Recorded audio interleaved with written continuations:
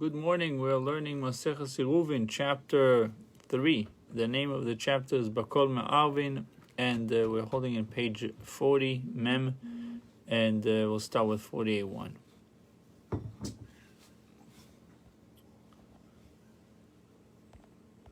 41? Oh, 48.1. 48.1. Correct. Ela michutz latchum, also rather it was brought by Gentiles. That's what we end off yesterday. So we'll start with V'ash kechi Rav Shesh Rav Bar Shmuel v'amole. Rav Shesh met Rav Bar Shmuel after the incident occurred and asked him whether the 2 days of Yom Tov of the diaspora constitute 1 or 2 periods of holiness.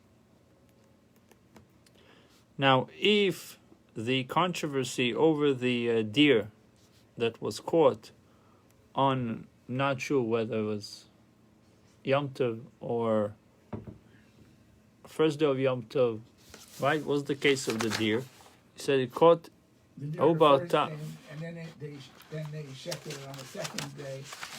Yeah, caught on the first day and shechted on the second day. Right. Or the Goyim brought it in and then Eats the B'Yom Tov Rishon. It was captured on the first day. Ve'ishtichid B'Yom Tov Sheni, and slaughtered on the second day. right. That was the deer of Reish Galusa, the auxiliary. Right. Now, Rav Nachman of Chisda ate from the meat, and Rav Sheshes did not eat. Right. Why? Because he said Because it could be that he.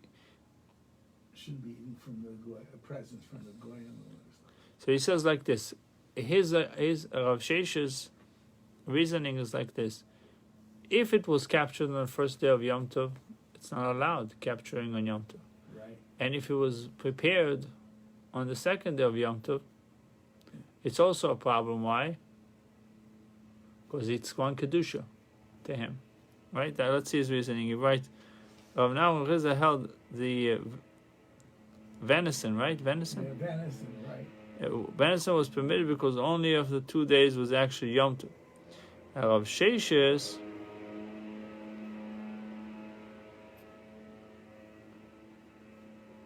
a Jew may not benefit from a forbidden labor performed in Yom Tov by a Gentile for a Jew. However, Nachman Chuzda held that the venison was permitted because only one of the 2 days was actually Yom Tov. Even if one were to assume that the day the animal was captured was a Yom Tov, it follows that the day on which they consumed the meat was not Yom Tov. Rav Sheshes, on the other hand, regarded the 2 days as one continuous, as I said, one continuous period, and that's why he said it's forbidden. And therefore was of the opinion that the meat was forbidden for both days. So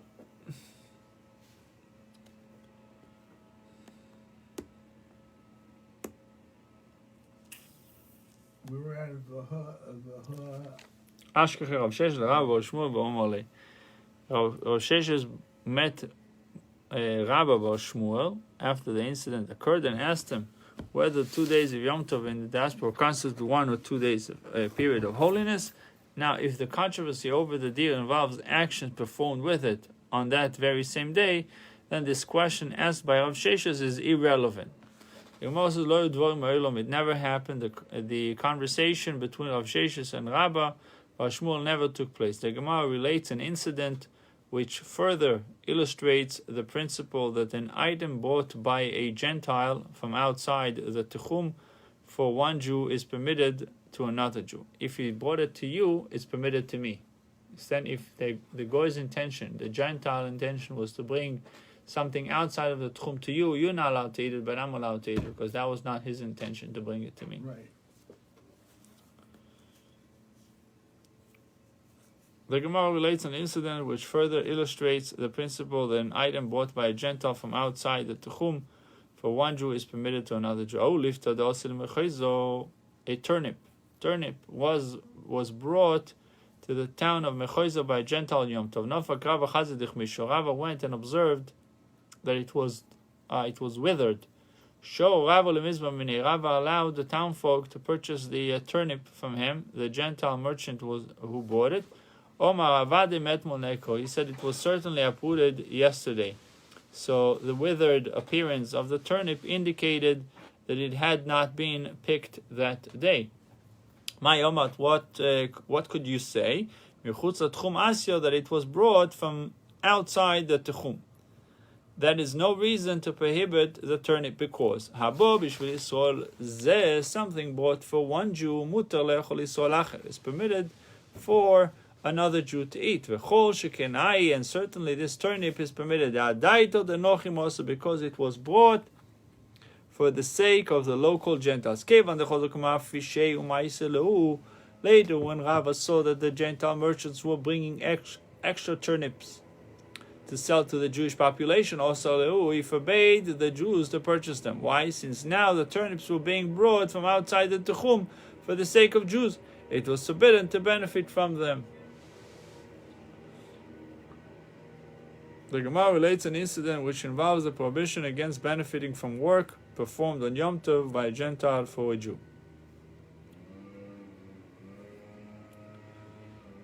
There were these canopy makers, for whom myrtle branches were cut down by Gentiles of the second day of Yom Tov in the diaspora. And that evening Ravina allowed them to smell the myrtle branches immediately upon the termination of Yom Tov, and did not require any waiting period. Usually on Shabbos, you have to, if something was made on Shabbos, you have to wait. It's called B'chadei Sheyasu. You have to wait the amount of time it would have taken to do it. But over here, it seems like Ravina permitted it right away. Amor leRav bar Tachlifa leRavina. Rav bar Tachlifa said to Ravina, Leisar lumar bnei she'en bnei tero. It says the master should forbid to smell the branches immediately upon the termination of Yom Tov, because they are not Torah scholars and may come to be generally lax in the observance of the second day of Yom Tov of the diaspora, if they are permitted such a leniency. Matkif lo Rav Shmaya. So Rav Shmaya objected to Rava bar Tachlifa's statement, Time of the Tero. The reason for prohibition, because they are not Torah scholars. But Torah scholars would be permitted to smell the branches immediately after Yom Tov. But we require that after the termination of Yom Tov, one must wait the amount of time it takes for the work to be done before being able to benefit from work performed. Azlu Shailu al Rava. They went and to ask Rava his opinion on the matter. Omar Lu bein v'chdei shiasu. We want it to be done. They require that they wait to be done. Rabbi Doisa says one who leads the prayer services, Chazan, when we were in the yeshiva of Rav Huna, we inquired of Rav Huna, what is the law concerning mentioning Rosh Chodesh in the prayer of Rosh Hashanah? Remember we asked, are we mentioning Rosh Chodesh and Rosh Hashanah or not? Given the Chalukim Musaf, and since Rosh Hashanah and Rosh Chodesh are separate in the Musaf offerings, it says in number 13, since the Torah requires that the Musaf sacrifices of Rosh Chodesh be offered in addition to the Musaf offerings of Rosh Hashanah, clearly Rosh Chodesh retains its significance even on Rosh Hashanah, and will therefore be mentioned in the Musaf prayer. So you see what he says? Since you have two separate korbanos, it's two. What is Musaf? Musaf is an addition. You're adding on to something regular. So I'm adding because it's Rosh Chodesh, and I'm adding another korban because it's Rosh Hashanah. So we see it's two. So Rosh Chodesh maintains its significance, meaning it's not being overtaken by Rosh Hashanah. Not Mavatal. Yes. So therefore, I mean, I don't have the sitter in front of me, but I don't remember if it's in there or not. So that's on one hand. Kevan the Chalukim Musafin. That's you would say a reason.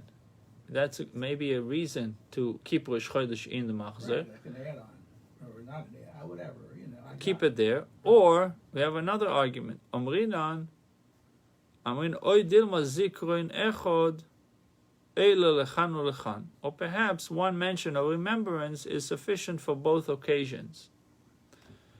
Rosh Hashanah and Rosh Chodesh, because the Torah refers to Rosh Hashanah and Rosh Chodesh as day of divine remembrance. It says in 15, Rosh Hashanah is called the day of remembrance of the Teruah call, right? Teruah. Leviticus 23:24, and regarding Rosh Chodesh, the Torah states that the blast of the horns will be a remembrance for you. The blast of the horns will be a remembrance for you. The last sentence is the most important. Now, since Hashem promises to remember us both days, the appellation Yom HaZikaron, a day of remembrance, adequately connotes either day. So therefore it's brought into one. So that's an argument to keep it, not to mention it separately. Right. Okay. So either you say, well, there's two korbanos, so therefore I should keep them separately, or you say, no, it's not two korbanos. No, it is two korbanos, but Zikaron covers both. Yom HaZikaron, Yeah. which that's what we say primarily Rosh Hashanah. Yeah, we say the benching. Yeah, we say in benching and davening. My love last year is it not in regarding to mentioning Rosh Chodesh that all the sages issue with Rabbi Daiso. If so, the question is resolved simply by ruling according to the majority opinion of the sages that Rosh Chodesh not be mentioned. Heard? Majority opinion of the sages, Rosh Chodesh not to be mentioned in Rosh Hashanah. So the student of Rav Huna's yeshiva proposed a different understanding of the disagreement between Rabbi Daiso and the sages. We're holding in 48.2 in the bottom left column. The Gemara says, Loi. The sages and Rabbi Daiso will all concur that Rosh Chodesh is mentioned in Rosh Hashanah. La'atnis, the sages disagreed with Rabbi Daiso only regarding whether to stipulate that the day might not be Rosh Chodesh. They said to pray as if it were certainly Rosh Chodesh. But even they would concede that Rosh Chodesh should be mentioned in Musaf of Rosh Hashanah. Achinam Mistabo, this interpretation is also more likely because only a Baisa, since it was taught in a Baisa, which expounds our Mishnah. Thusly.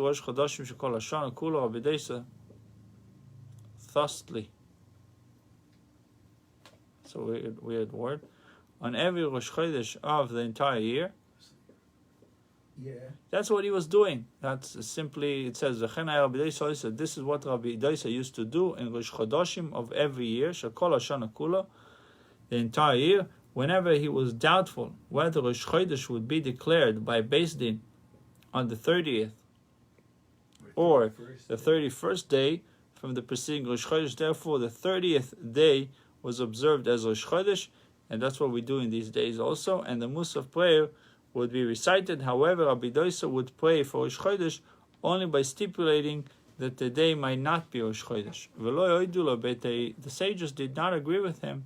They said to pray as though it was certainly Rosh Chodesh. Okay. And that's what we do today. Right.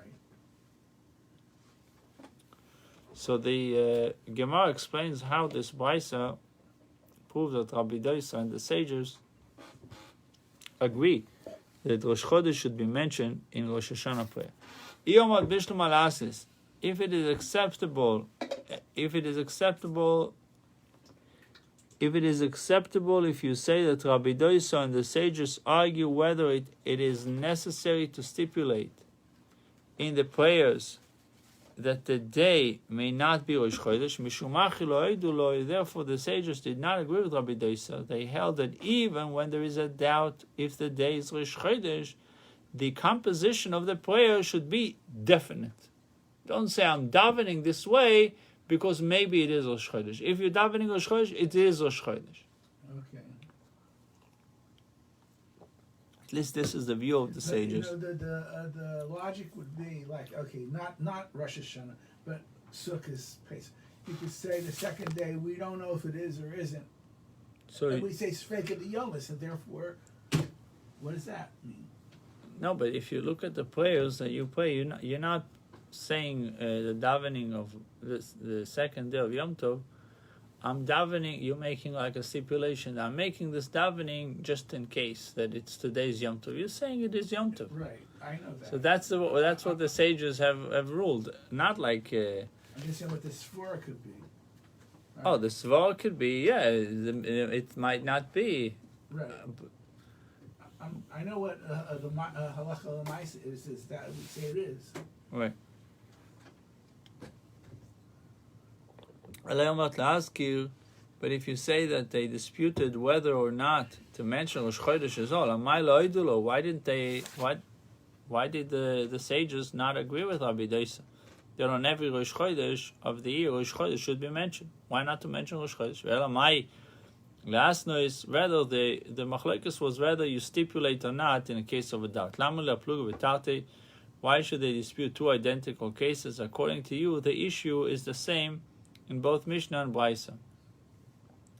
The Gemara, as the student responded, Tzaricha, it is necessary for the issue to be debated by Rabbi Dosa and the sages in both the Mishnah and the Braisa. Diashmin Rosh Hashanah.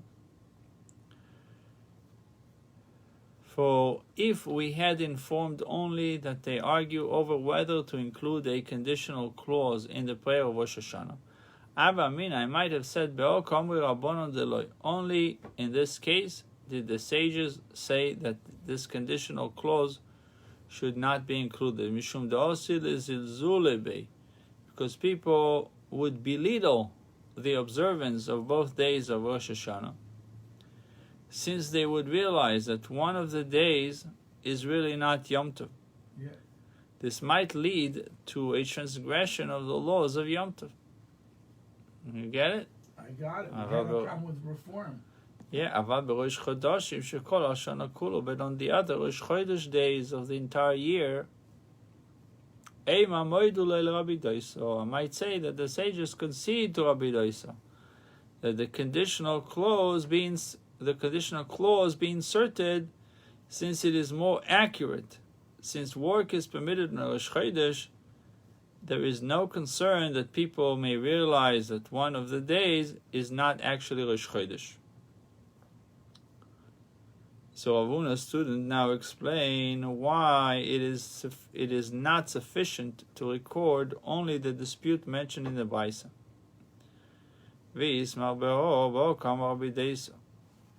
And if it had been said only that the sages and Rabbi Dosa disagree in this case of the other Rosh Chodesh days throughout the year, I would have said that only in this case did Rabbi Dosa say that the conditional clause be included, because there is no concern that people may realize that one of the days is actually not Rosh Chodesh, since work is permitted. But in that case of our Mishnah, Rosh Hashanah, might say that Rabbi Dosa agree with the sages that the conditional clause should not be included, because if people realize that one of the days is really not Yom Tov, they might transgress the laws of Yom Tov. Therefore, Rabbi Dosa's ruling in the Mishnah to include a conditional clause in Rosh Hashanah service could not have been deducted or deduced from his similar ruling in the Braisa. This explains why it was not sufficient to record only the dispute of the Braita. The student concludes, Tzaricha, it is necessary to teach the dispute in both cases. The Gemara objects, Meisivei Rosh Hashanah Shechal b'Shabbos, like this year, Rosh Hashanah, which occurs on the Shabbos. Beis Shammai Emri Mispalel Eser. The Shammai says, the Shammai say one prays a Musaf service of 10 blessings. 17. Okay? Yeah. Beis Shammai are of the opinion that a blessing for Shabbos is abandoned. You don't mention Shabbos. Okay, we know that's not true. 17. Beis Shammai hold that a separate blessing is added for every occasion. The Shabbos must be mentioned apart from Rosh Hashanah. Similarly, they hold that when Yom Tov falls on Shabbos, separate blessings are said for Shabbos and Yom Tov. That's not true. We say it together. Let's see.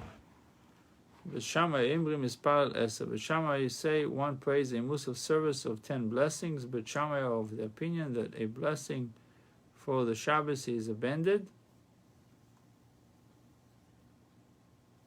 Addended, you write. Addended? What's It's addended? added on to. Oh, added, addended, added onto. Right. Instead of say, we say, you know, I know the last prayer before Ratzeh, we say that prayer. Let's see what Beis Hillel says. So the regular 9 of Rosh Hashanah. So it's added.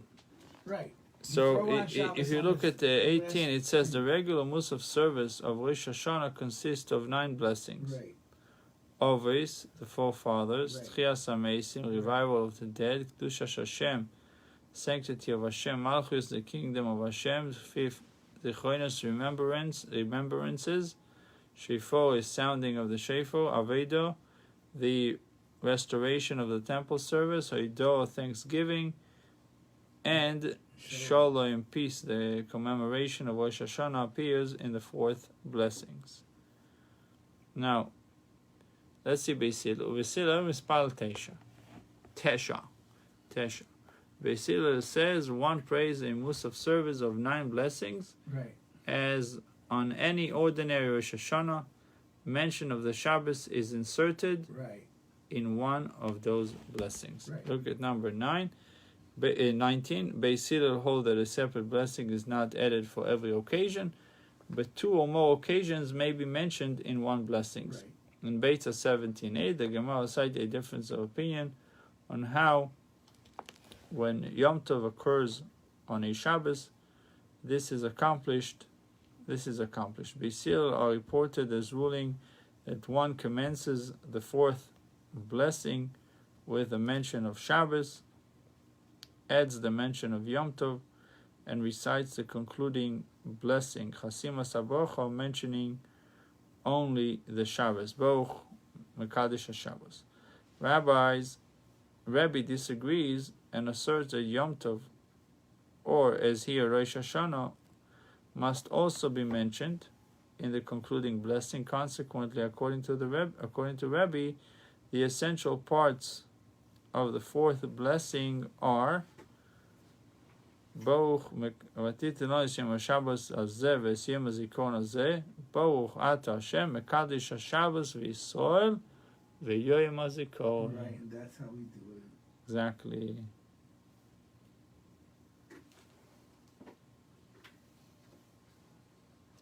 The Gemara observes that the Baisa must hold that Rosh Chodesh is not mentioned in Rosh Hashanah. And if it is true that the sages agree that Rosh Chodesh is mentioned in the Musaf of Rosh Hashanah, Beis Shammai Achas Esrei Mebaila, Beis Shammai should require 11 blessings, since they hold a separate blessing is made in honor of each occasion. An 11th blessing should be added to commemorate Rosh Chodesh. Since Beis Shammai do not require an 11th blessing, perforce they do not require any mention of Rosh Chodesh. The Gemara assumes that Beis Hillel also agree that no mention of Rosh Chodesh is required. This contradicts the conclusion of the Gemara above that everyone agrees that Rosh Chodesh is mentioned in the Musaf prayer of Rosh Hashanah. Amar Rabbi Zera Shani Rosh Chodesh. Rosh Chodesh is different. Why? Mitoch shekoila l'shachris ve'arvis koila nami b'musafim. Since one combines the mention of Rosh Chodesh in the blessing of Shabbos and Rosh Hashanah for the morning and evening prayers, and does not recite a separate blessing for Rosh Chodesh, one also combines Rosh Chodesh with the blessing of Rosh Hashanah in the Musaf prayer, and does not recite a separate blessing for Rosh Chodesh. The Gemara concludes that Beis Shammai do require a separate blessing for Rosh Chodesh in the Shabbos Musaf, contradicting Rabbi Zera's position. And is it true that Beis Shammai holds that one combines Rosh Chodesh with the blessing of Shabbos for the Musaf prayer? Tanya, it was taught in a Brisa, Rosh Chodesh echal is b'Shabbos, Rosh Chodesh which occurs on the Shabbos. Beis Shammai emrim mispalel shmoine. Beis Shammai say one prays a Musaf service of 8 blessings. Beis Shammai are of the opinion that a blessing for Rosh Chodesh is recited in addition to the 7 of every Shabbos. Beis Hillel say one prays a Musaf service of 7 blessings, as on any Shabbos. The mention of Rosh Chodesh is inserted in the 4th blessing. In this Brisa, Beis Shammai require a separate blessing for Rosh Chodesh in the Musaf service, even when it occurs on the Shabbos. Contrary to Rabbi Zera's assertion, the same logic should apply to Rosh Chodesh which occurs on Rosh Hashanah. Since in the Brisa cited on 40a, Beis Shammai do not require a separate blessing for Rosh Hashanah, we may conclude that the Brisa maintains that Rosh Chodesh is not mentioned on Rosh Hashanah at all, in contradiction to the conclusion of Rav Huna above. Gemara concludes, Kashyo, this is difficult, the contradiction stands unresolved. Rabbi Zera's argument assumed that the special mention of Rosh Chodesh is combined with that of Shabbos in the morning, afternoon, and evening prayers in the special blessing for the Shabbos. The Gemara notes that this procedure is disputed by Tanoi. And combining the mention of Rosh Chodesh in the special blessing for the day in the 3 regular prayers is in itself the subject of a Tanoic dispute. The Tanya. It was taught in a Brisa, Shabbos shechal yos b'Rosh Chodesh, a Shabbos which occurs on Rosh Chodesh, oy b'chul oy shel moed, on chol hamoed, arvis, shachris, umincha, mispal kedarka sheva. Evening, morning, afternoon, one prays in the regular way, reciting 7 blessings, just as on every Shabbos. And he recites a prayer which encapsulates the occasion. What is it? The Yalla V'Yove. Let's see in 10. The Tana Kama, Yalla V'Yove. So Rosh Chodesh or Chol HaMoed, whatever it is, and the blessing for the return of temple service, like right before Sechazeno Ineinu Moedim, right? Say Yalla V'Yove. So nothing is really, there's no special prayer, Ma'ariv, Shachris, Mincha, Kedarkoi. Kedarkoi means in the usual, regular way. Rabbi Lezer says he recites the prayer for the occasion, whether it's Rosh Chodesh, Yom Tov, in the blessing of thanksgiving. Okay, which is, what is thanksgiving? In Moedim. That's what he needs to mention according to Rabbi Lezer. But if he did not mention the prayer, one second, we turn him back to the blessing in which he must recite the prayer. This is the opinion of Rabbi Lezer.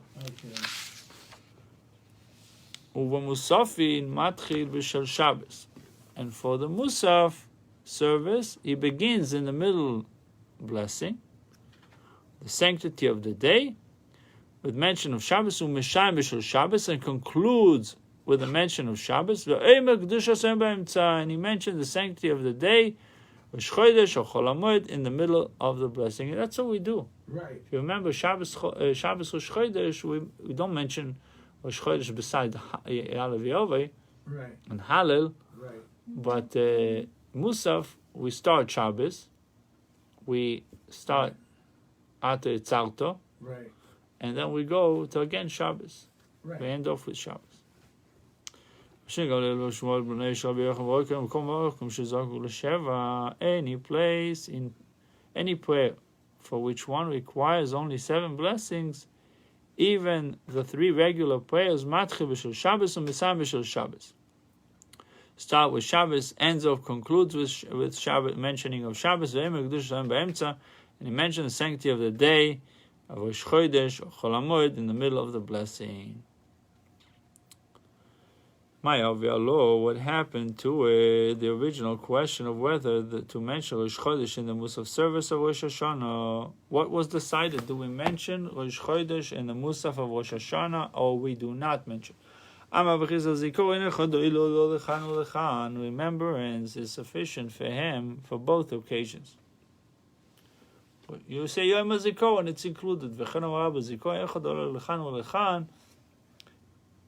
One mention of remembrance, that's what Rabbi said. Remembrance is sufficient for him for both occasions. The Gemara concludes that Rosh Chodesh is not mentioned at all in the Musaf service of Rosh Hashanah because the mention of remembrance, Yom HaZikaron, for Rosh Hashanah connotes Rosh Chodesh as well. When we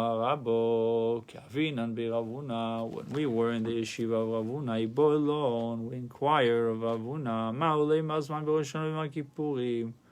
what is the law concerning reciting the blessing of the season? The blessing known as Shehechiyanu on Rosh Hashanah and Yom Kippur. Since these holidays occur from time to time at annual intervals, Amrina, and we should recite these blessings. Oy Dilma, Kevan Deloikuri Golim, or perhaps since the Rosh Hashanah and Yom Kippur is not called pilgrims in the Torah, Lo Amrina, we do not recite this blessing. Lo Have Biyode, it was not in his hand. Ravuna did not know the answer to this question. What is the question? It says, Ma'u leimar zman. What is the law concerning saying Shechiyanu? That was the question. Should we say Shechiyanu v'kimonu when it comes to Rosh Hashanah and Yom Kippur? We do. So what is the argument? Why not? He said because it's not regolim. It's not time for Aliyah L'Regel. It's not the pilgrims. Right, not Pesach, not Shavuos and Sukkot.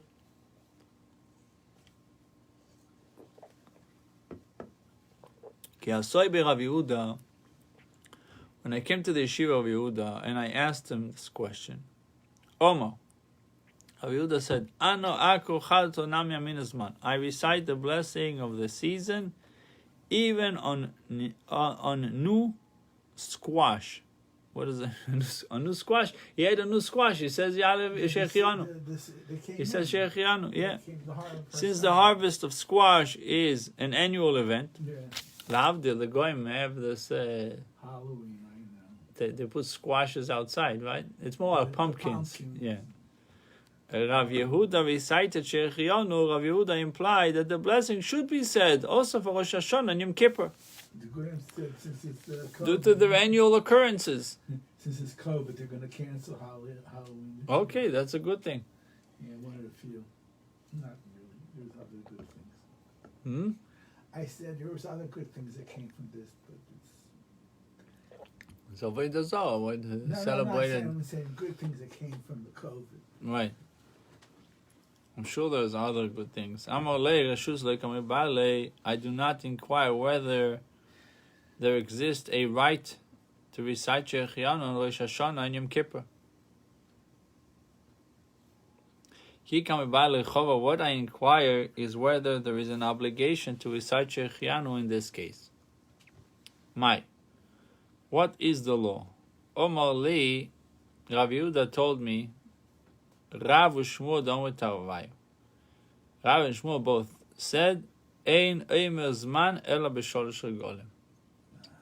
One must recite the blessing of the season only for the three pilgrimages, Pesach, Shavuos, and Sukkot, but not for Rosh Hashanah and Yom Kippur. Okay, so that's the opinion of Rav and Shmuel. The Gemara objects to the conclusion that Shechianu need not be recited on Rosh Hashanah and Yom Kippur from a brisa. Ten chelek l'shiva v'gam l'shmoina. Give a portion to the 7 and also to the 8. What does it mean? This is from Koheles, I believe. Yeah, it says it right there. Koheles 11:12. Yeah. Rabbi Eliezer says, Shiva elu zayim bereishis. 7, these are the 7 days of creation, from which one day, the Shabbos, is given as a portion to God. Shmoine elu chesim emilo. 8, these are the 8 days of circumcision, of which the 8th day is given as a portion to God. Shabbos is given as a portion to God, and Shmoino, and 8 days, is also given as a portion to God. Shiva elu shiva mei Pesach. 7, these are the 7 days of Pesach. Shmoino elu Shmoino simei Chag. 8, these are the 8 days of Sukkot.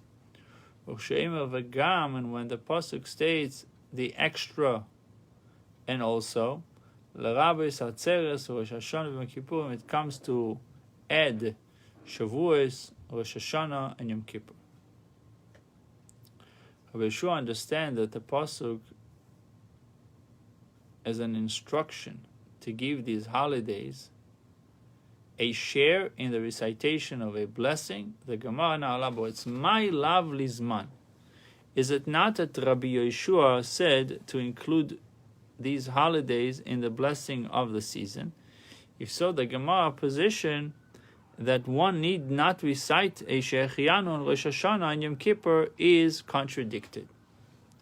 I propose a different understanding of Rabbi Yeshua's statement. The Gemara says, Rabbi Yeshua was not referring to the blessing of the season. Livrocha, rather, Rabbi Yeshua refers to the blessing of the sanctity of the day, recited daily on these holidays. Chinam mistavro, this is in fact seems more likely. This hakadaitach lizman, for if it had entered your mind. Rabbi Yeshua refers to the blessing of the seasons. Man kol shiva mika. Is there a blessing of the season on all 7 days of Pesach, as Rabbi Yeshua's statement would imply? Shechianu, blessing, commemorates the arrival of the holiday, and is therefore recited only once each holiday. Clearly, then Rabbi Yeshua is not referring to the Shechianu blessing. The Gemara proposes an alternative explanation according to which Rabbi Yeshua's statement does refer to the Shechianu blessing. That if he did not recite Shechianu blessing today, on the first day of the holiday, he should make the blessing on the morrow or another day. Since the blessing may be made on any of the days of the holiday, they all take a portion in the mitzvah of the Shechianu blessing. In any event, we require a cup of wine over which this blessing is recited. Since all people drink wine during the holiday after the first day, how could the Shechianu blessing be recited by everyone on subsequent days? Let us say that Rabbi Yeshua's statement, interpreted as permitting the recitation of the Shechianu blessing on all the days of the holiday, supports the opinion of Rav Nachman. The Amar of Nachman. Rav Nachman said, Zman oimroi, the time that he needs to say it, afilu bashuk, the blessing of the season, is recited even while standing in the marketplace. Rav Nachman did not require a cup of wine for the blessing. Only if Rabbi Yeshua agreed with Rav Nachman's ruling, could he permit the recitation of the Shechianu blessing on all the days of the holiday. The Gemara offers an alternative explanation of Yeshua's ruling, which explains how we could permit the recitation of the Shechianu blessing on all the days of the holiday, yet disagrees with Rav Nachman. Ale Kashio, this is not difficult to explain. Rabbi Yeshua only permitted the recitation of Sheikhanu blessing on all the days. All days of holiday, the equal lekois, if he happened to have a cup of wine. Hoseina Chatzos Rosh Hashanah, this is acceptable for Shavuos and Rosh Hashanah, since wine is customarily drunk. Shechianu is recited. Yom Kippur Mechovid, but on Yom Kippur, what can he do if he is required to recite the blessing of Shechianu on Yom Kippur too? You say that if he should recite the blessing over the cup and then drink the wine prior to nightfall of Yom Kippur, once he recited the blessing of the season, he accepted the sanctity of the holiday upon himself, and subsequently it is prohibited for him to drink the wine. Since drinking is not permitted in Yom Kippur, therefore Rabbi Yeshua must agree that Rabbi Yeshua must agree with Rav Nachman that the Shechianu blessing does not require a cup of wine. Irmia bar Abo, the Omer Rav Irmia bar Abo le Rav. Rav Irmia bar Abo said to Rav, Mi bodal, did you abstain from the prohibited melachos of the Shabbos after you prayed and recited the blessing of the Shabbos, even though you later discovered that it was not yet Shabbos, it was not yet nightfall? But you already said the blessing of Shabbos. He said to him, yes, I abstained. He must have lived in Century Village. This incident illustrates that once the blessing of the Shabbos or holidays recited, the restriction of that day commence even before nightfall.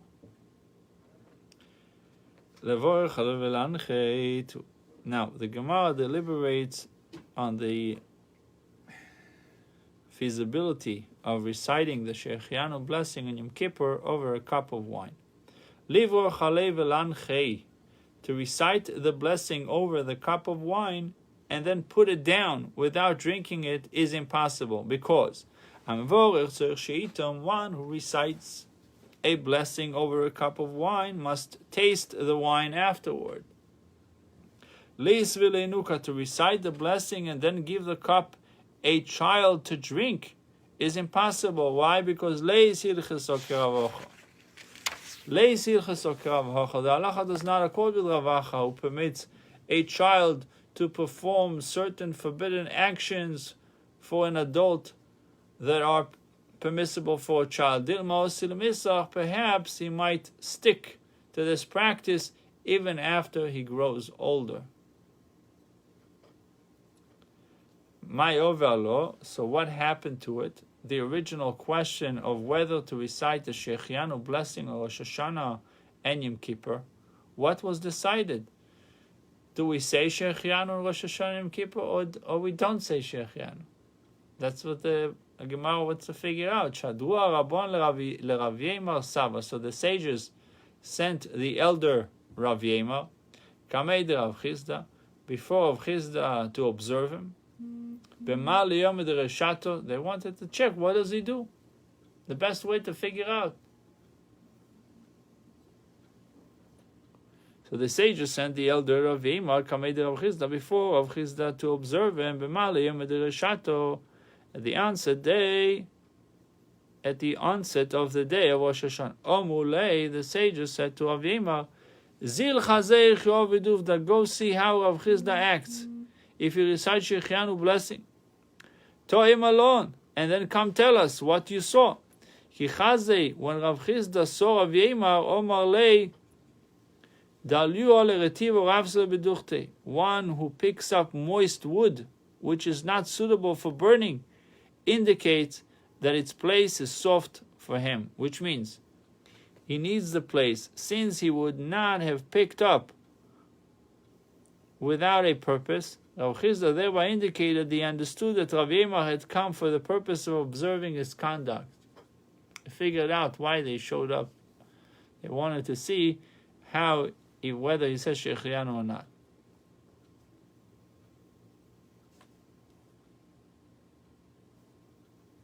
So he says it in in a way that one who picks up moist wood, which is not suitable for burning, indicates that its place is soft for him, which means he needs a place. So that's why. Otherwise, why would you move these pieces of wood?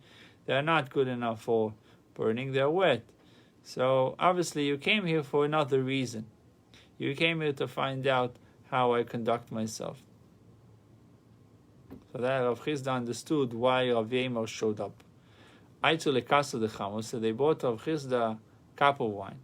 Kodesh ve'omar zman. He recited Kiddush and recited the blessing of the season.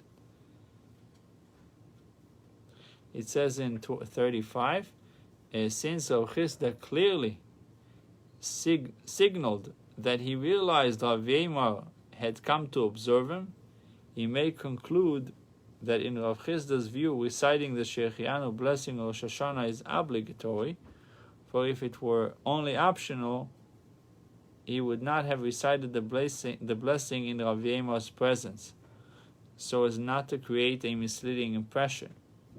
However, by the way, this is also something that you see with the Rebbes, many things they didn't want the public to do. So it's called Heiro l'Rabim or Heiro l'Yochid. There's certain things that are not instruction for all. So the tzaddik, many things he did privately because he didn't want people to start doing it, just because he was doing it. Right. So in this case also, Rav Chisda now, knowing exactly why Rav Yemer is there, and he told them, I know why you're here. So he would not do something that he's not thinking that it's mandatory to do. Because he knows Rav Yemer is watching. No, he is So, doing what however, it's mandatory to do. Obviously. But the question is, if he thought it was optional, would he do it in front of Rav Yemer? No.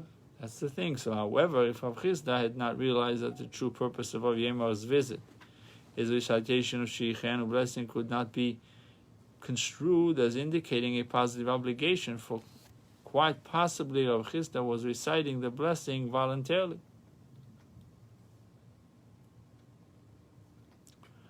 So, bottom line, he says, Rav Chisda said the bracha, he recited Kiddush and recited the blessing of the season. Ve'ilchet ha'omer zman, and the halacha is one recite the blessing of the season. Ve'rosh Hashanah ve'yom Kippurim, on Rosh Hashanah and Yom Kippur, ve'ilcheta, and further, the halacha is in accord with Rav Nachman, who said, Zman oimra afilu bashuk. The blessing of the season is recited even while standing in the marketplace. A cup of wine is not required.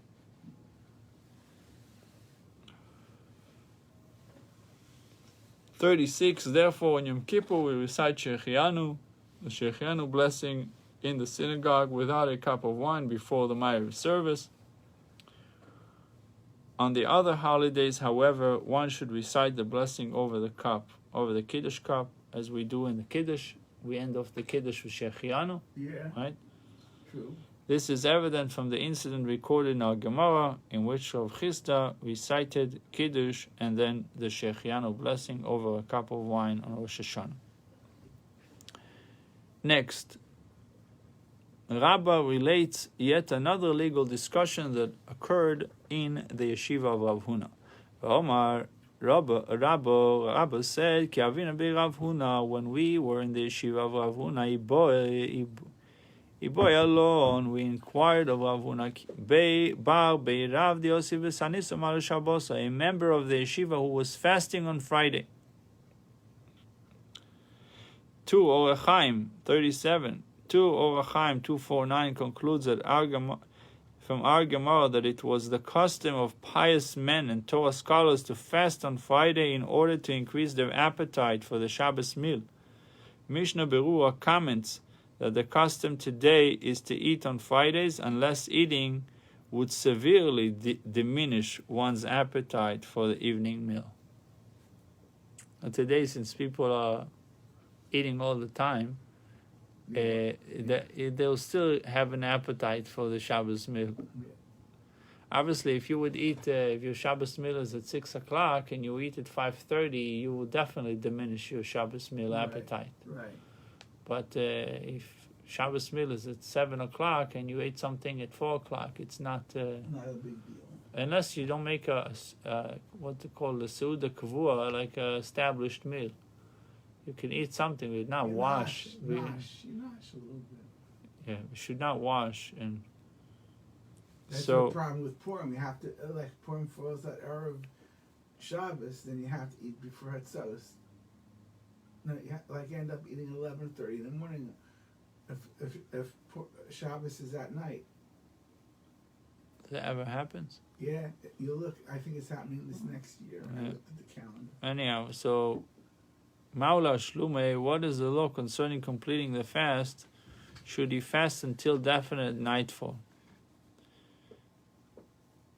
Because if you're accepting Shabbos early, then you're eating the Shabbos meal. But if you're in the middle of fasting, are you allowed to break your fast to eat the Shabbos meal?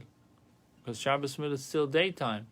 Ask Rabbi Yazger about that. Lava Biyoda, so it was not in his hands. Avuna did not know this answer. Did not know the answer to this question. Also, the Kame, the Rav Yehuda. So I came before Rav Yehuda. And it was not in his hands, he did not know the answer. Amar Rava Nechzi Anan. Rava said, let us see if we can find an answer to this query. The Tanya, it was taught in a Baisa, Tisha B'Av Shechad B'Shabbos. Tisha B'Av, which falls on Shabbos.